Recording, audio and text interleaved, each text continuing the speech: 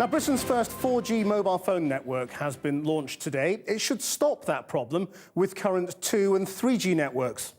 When you try to watch a bit of video or a Channel 4 news report and it stutters, freezes, and generally makes you lose the will to live. 4G promises much faster internet at speeds that beat many home broadband connections, but it's only running in 11 cities on one network and at prices between £400 and £600 a year. So is it worth it? Here's our business correspondent, Siobhan Kennedy. Believe it or not, there are now more mobile phones than there are people on the planet. And every day we're surfing, streaming, downloading and sharing. But with so many of us on the same networks, watching our favourite YouTube clips can be a frustrating affair, and service can be patchy at best.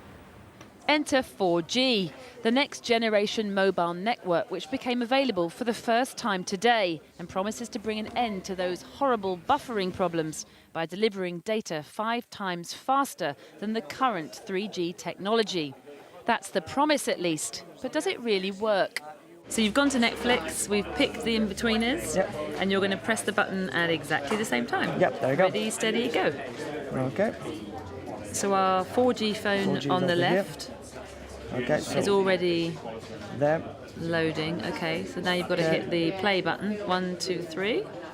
So on top we have the 4G, Yep. On the bottom we have 3G. So you can see it's already loaded and off. Yep. The 3G phone did eventually fire up about 20 seconds later. And of course, the 4G coverage in the shop on launch day was always going to be good.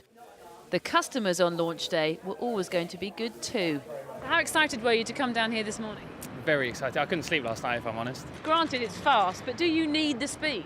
A lot of people would say I don't need the speed, but for my enjoyment and my usage that I prefer, I suppose I do need the speed. What will you do now, Dan, that you didn't do before? I probably will start watching a lot more TV programmes and stuff like that on it, just because you're not constantly waiting for it to load or worrying about data and stuff like that. I mean, I've taken out a contract with a bit more data because I know I'm going to be using a little bit more. So yeah, I'll probably just be streaming a lot more stuff. But all that streaming on 4G costs. The basic service is £36 a month.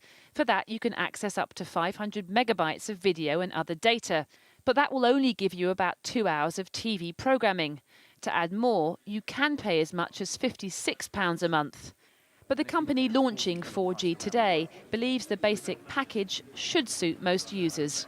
If you're just checking Facebook, sending a few emails, browsing websites, it's enough for around 1,500 web pages a month. So for a lot of people who just want to do those things 5 times faster, that's okay. Currently, 4G can only be used with the most expensive handsets, but over time, experts believe that won't be a barrier. As that rollout begins, if the technology is there and it allows you to do it, I can fundamentally see behaviour changing. If I know I can play, I will go and play, I will watch video, I will socialise more on my mobile. So once we get the chance to do that, I genuinely think we'll embrace it and do it. For data-intensive users who want to watch high-quality TV and video, 4G clearly is for them if they can afford it. For the rest of us who want to check our email, texts, tweet, look at our Facebook pages, 3G is still good enough and fast enough to do the job. But the reality is, in our constant quest for bigger, faster, better, many of us will opt for 4G services anyway, when more and more of them are rolled out next year.